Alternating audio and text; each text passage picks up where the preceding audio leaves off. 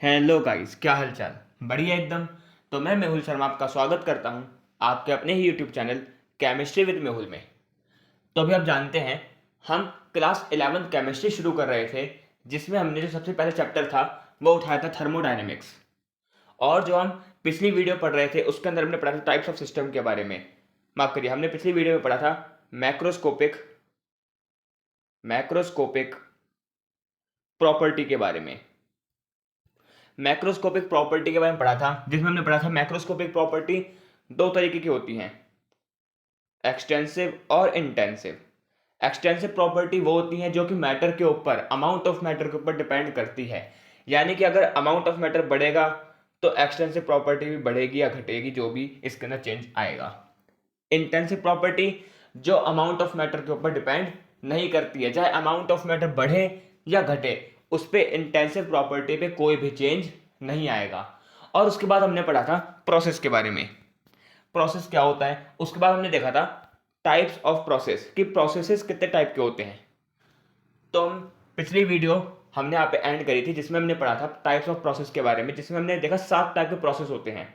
Adiabatic process, isothermal process, isochoric process, isobaric process, reversible process, irreversible process और cyclic process. तो आज की video में हम ये 7 के साथ प्रोसेस के बारे में अच्छी तरीके से पूरी डिटेल में बात करने वाले हैं। तो चलिए बिना किसी देरी के हम शुरू करते हैं अपनी आज की वीडियो, टाइप्स ऑफ प्रोसेस। तो टाइप्स ऑफ प्रोसेस में सबसे पहला जो प्रोसेस है वो है हमारा एडियाबैटिक प्रोसेस। तो देखिए, एडियाबैटिक प्रोसेस क्या होता है। The process is carried out under such a condition that no exchange of heat take place between the system and surrounding. The process is termed as adiabatic process. देखिए, यह process क्या कह रहा है। Adiabatic process एक ऐसा type of process है जिसके अंदर सिस्टम और सराउंडिंग के बीच में, ये सिस्टम या सराउंडिंग, इनके बीच में कोई भी एक्सचेंज ऑफ हीट जब नहीं होगी तो ऐसे प्रोसेस को बोला जाता है एडियाबैटिक प्रोसेस। क्या बोला मैंने? एक ऐसा प्रोसेस जिसके अंदर सिस्टम और सराउंडिंग के बीच में जब एक्सचेंज ऑफ हीट जीरो हो जाए, यानी कि हीट एक्सचेंज नहीं हो, तो ऐसे प्रोसेस को बोला जाता है एडियाबैटिक प्रोसेस। जो बंदे ने पहली वीडियो देखी होगी तो वो ये जानता है कि हमने एक ऐसा सिस्टम भी पढ़ा था जिसको बोलते हैं हम isolated system. Isolated system isolated system क्या था? जिसके अंदर ना तो एनर्जी का एक्सचेंज होगा और ना ही मैटर का एक्सचेंज होगा। ऐसे सिस्टम को हम बोलते हैं आइसोलेटेड सिस्टम। तो यानी कि ये जो एडियाबैटिक प्रोसेस है, ये किस सिस्टम के अंदर एप्लीकेबल होगा? ये पॉसिबल होगा सिर्फ और सिर्फ आइसोलेटेड सिस्टम के अंदर। ठीक है जी। तो एडियाबैटिक प्रोसेस दोबारा समझिए कि जब सिस्टम और सराउंडिंग के बीच में कोई भी एक्सचेंज ऑफ गैस नहीं होगा, माफ सिस्टम और सराउंडिंग के बीच में कोई भी एक्सचेंज ऑफ हीट नहीं होगी, तो ऐसे प्रोसेस को बोलते हैं एडियाबैटिक प्रोसेस।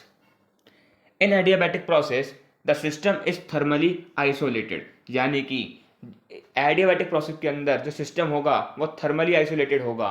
थर्मली आइसोलेटेड का मतलब कि एक्सचेंज या फिर चेंज ऑफ हीट वो किसके इक्वल होगी? जीरो के इक्वल। यानी कि जो Q है वो किसके इक्वल होगा? जीरो के इक्वल होगा। ठीक है, ये होता है आपका क्या चीज? Adiabatic process.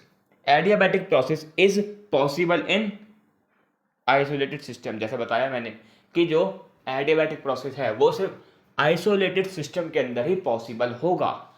अच्छा, क्या कोई भी सिस्टम 100% आइसोलेटेड हो सकता है? बिल्कुल नहीं।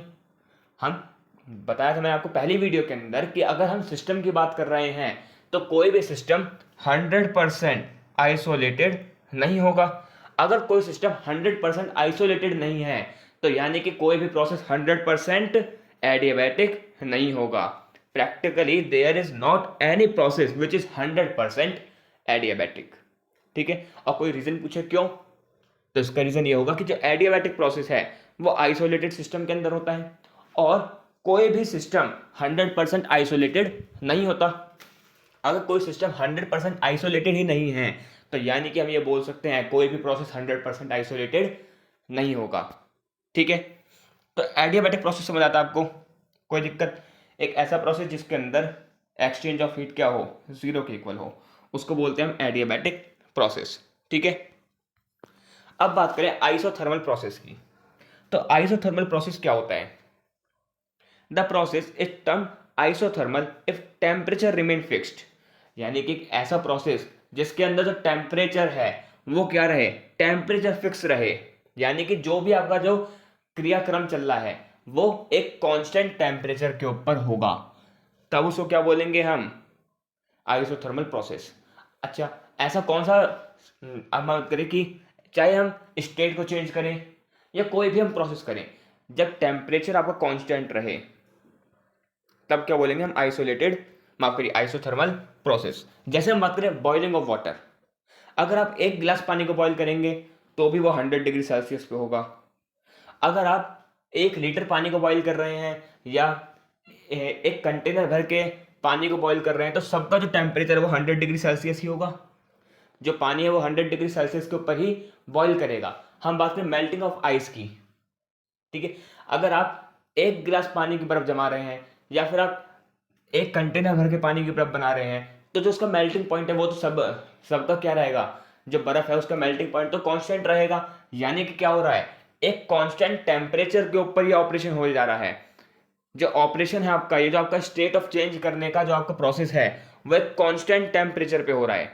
और जब भी कोई भी ऑपरेशन कांस्टेंट टेम्परेचर पे हो तब ऐसे प्रोसेस को क्या बोलते हैं हम, आइसोथर्मल प्रोसेस। जैसे एडियाबैटिक प्रोसेस के अंदर heat, exchange of heat zero के इक्वल था, तो ऐसे ही हम बात करें आइसोथर्मल प्रोसेस के अंदर जो चेंज इन टेम्परेचर है, जो चेंज इन टेम्परेचर है वो किसके इक्वल होगा, वो जीरो के इक्वल होगा। यानी कि जो dt है वो किसके इक्वल होगा, जीरो के इक्वल होगा। ठीक है, for isothermal process dt is equals to zero. dt का मतलब चेंज इन टेम्परेचर, जो चेंज इन टेम्परेचर है वो किसके इक्वल होगा, जीरो के इक्वल। देखिए जो टेम्परेचर है वो तो चेंज नहीं हो रहा ना, अगर आप एक गिलास पानी की बात कर रहे हैं या एक कंटेनर के पानी की बात कर रहे हैं तो बॉइलिंग पॉइंट तो चेंज नहीं हुआ, बॉइलिंग पॉइंट तो 100 डिग्री सेल्सियस ही रहा था, यानी कि चेंज इन टेम्परेचर क्या रहा, जीरो। तो इसीलिए आइसोथर्मल प्रोसेस के लिए जो चेंज इन टेम्परेचर है वो किसके इक्वल होता है, जीरो के इक्वल होता है। जैसे हम एग्जांपल की बात करें, मेल्टिंग ऑफ आइस है या बॉइलिंग ऑफ वाटर है। ठीक है, तो हमारा एडियाबैटिक प्रोसेस और आइसोथर्मल प्रोसेस। अब हम बात करें अपने आगे, तो अगला जो प्रोसेस है वो आता है आपका आइसोकोरिक प्रोसेस। आइसोकोरिक प्रोसेस क्या होता है, देखिए in this process iso means, iso का मतलब होता है सेम, ये जो आइसो है इसका मतलब हो गया सेम, और जो कोरिक है, कोरिक का मतलब होता है वॉल्यूम। यानी कि एक ऐसा प्रोसेस जिसके अंदर वॉल्यूम का रहे, जो वॉल्यूम है वो आपकी सेम रहे, तो ऐसे प्रोसेस को बोलते हैं हम क्या चीज, isochoric process. The process in which volume of a system remain constant, किसी भी सिस्टम की जो वॉल्यूम है जब वो कांस्टेंट रहेगी तब ऐसे प्रोसेस को क्या बोलते हैं हम, आइसोकोरिक प्रोसेस। अच्छा, अब आइसोकोरिक प्रोसेस कैसे टाइप के कंटेनर के अंदर एप्लीकेबल होगा, ओपन या क्लोज कंटेनर।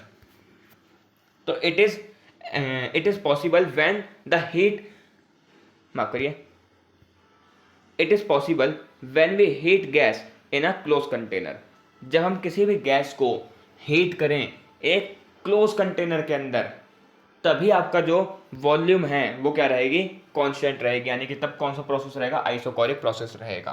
कैसे, देखिए बात करें अगर हम,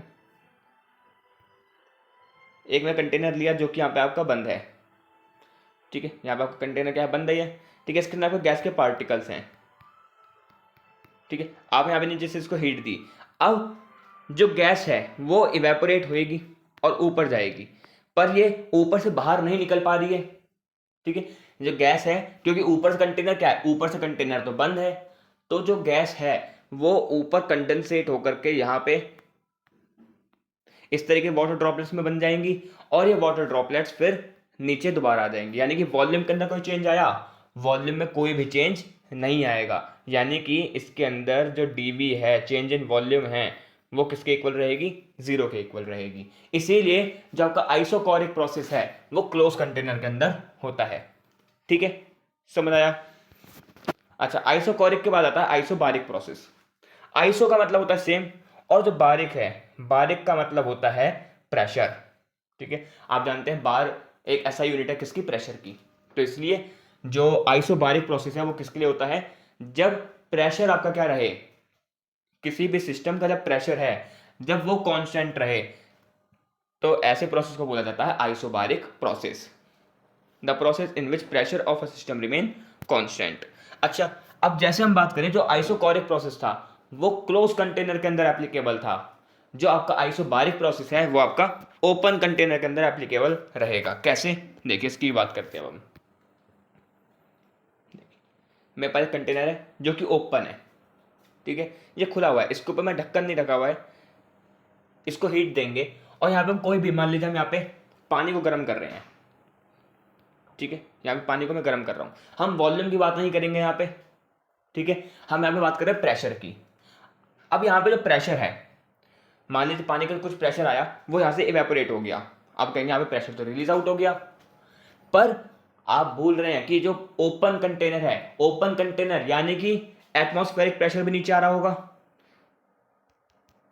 देखिए जितना प्रेशर ऊपर जा रहा है उतना ही एटमॉस्फेरिक प्रेशर भी नीचे आ रहा होगा। ये बोल सकते हैं हम, जितना प्रेशर पानी से रिलीज आउट हो रहा है, जितना प्रेशर पानी से, एक सेकेंड, जितना प्रेशर पानी से रिलीज आउट हो रहा है उतना ही प्रेशर हम बोलें कि एटमॉस्फेयर से नीचे आ रहा होगा। यानी कि जो प्रेशर है वो क्या हो गया, जो चेंज इन प्रेशर है, जो डीपी है, वो क्या हो गया, जीरो के इक्वल हो गया। यानी चेंज इन प्रेशर क्या हो गया, वो जीरो के इक्वल हो जाएगा। तो ऐसे प्रोसेस को बोलते हैं हम isobaric process. Isobaric process is only applicable in open container, ठीक है। आइसोबारिक प्रोसेस समझ आया। अब बात करते हैं हम रिवर्सिबल प्रोसेस की।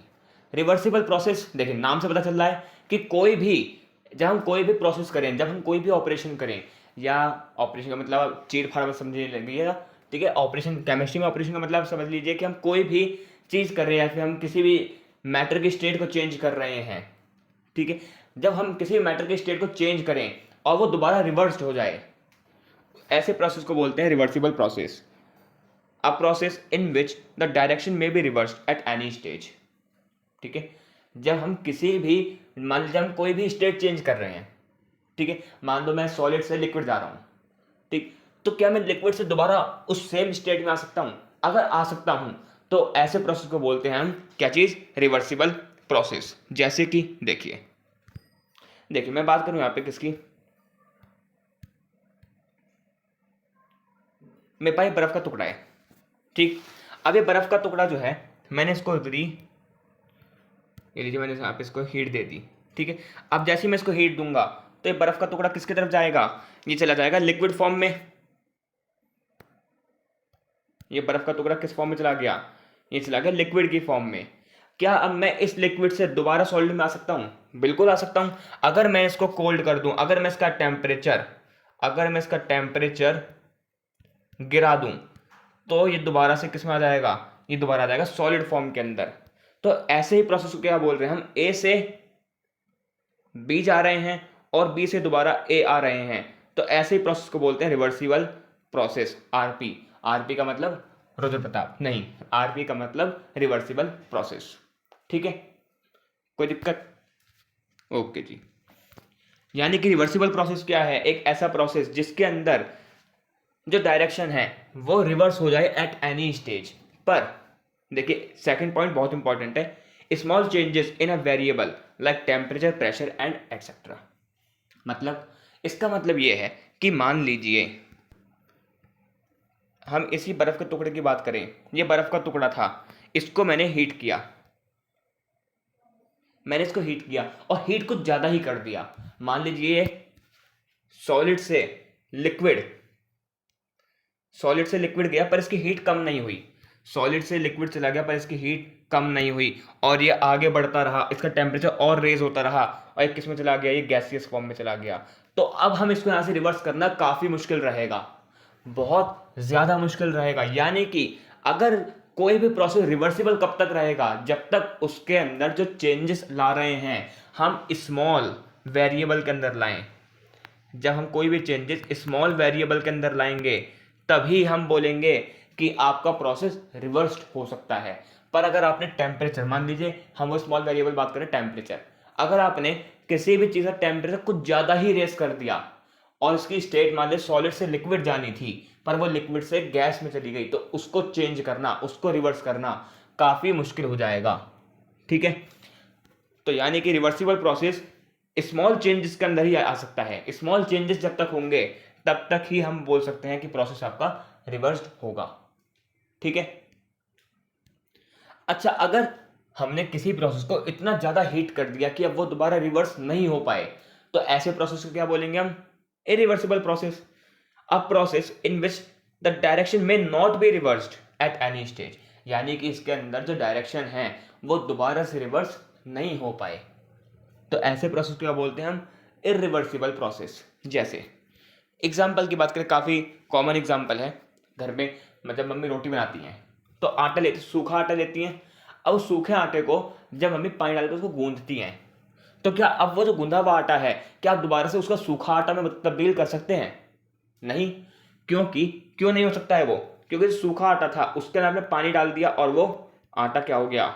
वो आपका आटा जो है सेमी सॉलिड, या फिर हम बात सेमी सॉलिड तो नहीं बोल सकते, पर हाँ वो जो आटा है वो सूखा आटा था, वो अब कैसा हो गया? वो आटा हार्ड हो चुका है, तो अब आप उसको दोबारा से उस पाउडर फॉर्म में नहीं ला सकते हैं। तो ऐसे प्रोसेस को क्या बोलते हैं हम? इरिवर्सिबल प्रोसेस बोलते हैं। क्या बोलते हैं? Irreversible process. ठीक है, कोई दिक्कत? बहुत बढ़िया। तो यानी कि जब प्रोसेस चेंज हो सके, जब हम ए से बी जाएं और बी से दोबारा ए आ जाएं, तो ऐसे प्रोसेस को बोलते हैं रिवर्सिबल प्रोसेस। पर अगर हम ए से बी गए और बी पे ही अटक जाएं, हम बी से दोबारा ए नहीं आ सकते, तो ऐसे प्रोसेस को बोलते हैं हम इरिवर्सिबल प्रोसेस। ठीक है, कोई दिक्कत नहीं थी? ओके। एक लास्ट प्रोसेस हमारा रहता है साइक्लिक प्रोसेस। अब साइक्लिक प्रोसेस पढ़ने के बाद एक बार आपको थोड़ी सी दिक्कत आएगी, साइक्लिक और रिवर्सिबल प्रोसेस में अंतर क्या है फिर। ठीक है, तो देखिए साइकिल प्रोसेस की बात करें, मान लीजिए कि यहाँ पे पानी रखा है। ठीक है, ये पानी है, ऊपर सूरज ज़्यादा है, सूरज ज़्यादा की हीट से पानी इवेपोरेट हो गया। अब पानी इवेपोरेट हुआ तो पानी बन गया बादल के अंदर। ठीक है, अब बादल गए कहीं आगे, मान लीजिए बादल यहाँ पे गए और यहाँ पे आके बारिश कर दी, और यहाँ से नदी आई और नदी बह के दोबारा यहाँ पे पानी आ गया। तो यानी कि क्या हो रहा है? हम पानी से घूम करके एक पूरी साइकिल कंप्लीट करने के बाद दोबारा कहाँ पे आ गए? दोबारा पानी के अंदर आ गए। यानी कि हम एक स्टेट से शुरू हुए, वहां साइकिल चली, और साइकिल चलने के बाद दोबारा उसी स्टेट के ऊपर आ गए। तो ऐसे प्रोसेस को क्या बोलते हैं? Cyclic process. यानी कि हम ए से बी गए, बी से सी गए, सी से डी गए, और डी से दोबारा ए पे आ गए। तो इस प्रोसेस को क्या बोलते हैं हम? Cyclic process. ठीक है, और वहीं पे रिवर्सिबल प्रोसेस क्या था? हम माफ करिए, रिवर्सिबल प्रोसेस क्या था? हम ए से बी गए और बी से सीधा हम आ गए ए के ऊपर, तो इस प्रोसेस को बोलते हैं रिवर्सिबल प्रोसेस। पर अगर हम बहुत सारे प्रोसेस को कंप्लीट करते करते करते करते अपने इनिशियल स्टेट पे आ जाते हैं, हम जिस इनिशियल स्टेट के ऊपर थे वहां से हम कई सारे प्रोसेस करने के बाद दोबारा से हम अपनी उसी इनिशियल स्टेट पे आ जाएं, तो उस प्रोसेस को बोलते हैं हम साइक्लिक प्रोसेस। ठीक है, क्योंकि वहां पे साइकिल कंप्लीट हो गई है।